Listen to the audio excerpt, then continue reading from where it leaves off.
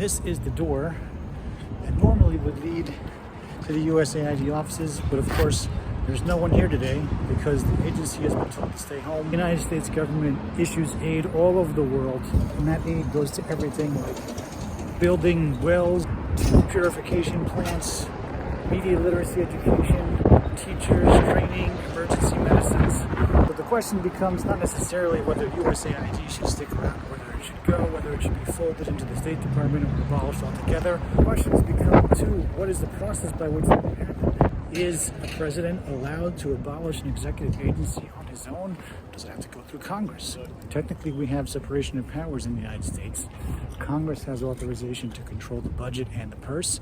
So if Congress authorizes funding for an agency, does that mean that Congress is the only ones who can deauthorize funding for that agency? And can a private individual like Elon Musk, who is not appointed, has not been confirmed by the Senate, does not have a security clearance, can he unilaterally, or on the advice of the president, go into an agency, examine all its financial records, including classified information, and then advise the president that the institution should be shut down?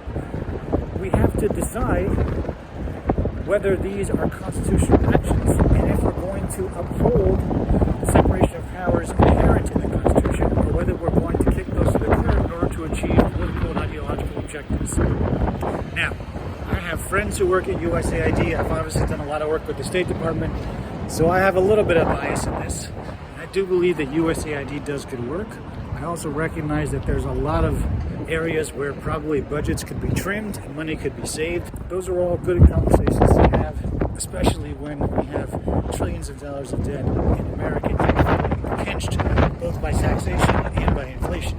I have seen personally how much good it does, not just for people in these local communities where aid is given, but also in the brand and reputation of the United States. Places I've traveled, people love the United States. They love the United States because the U.S. helps them fight for democracy, helps them fight for education, and helps them do things in their communities. It also helps them militarily, hard power and soft power, stave off authoritarians, dictators, and other worse aspects of human society.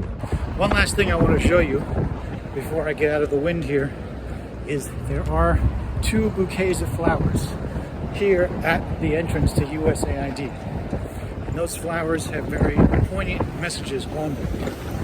The first message says, democracy dies in darkness. The second one says, today it's us at UID, tomorrow it's you.